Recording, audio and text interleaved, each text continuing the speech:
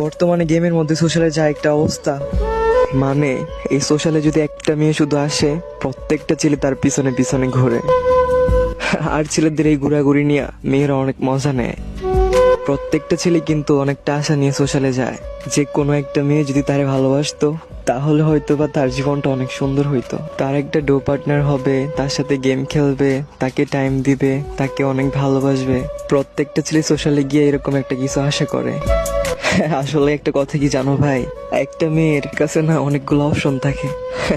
একটা গেলে আরেকটা আসবে, আর তোমার কাছে তো কোনো অপশন থাকে না। তখন তুমি যদি কাউকে পাও, তারে তুমি আগলায় রাখতে চাও।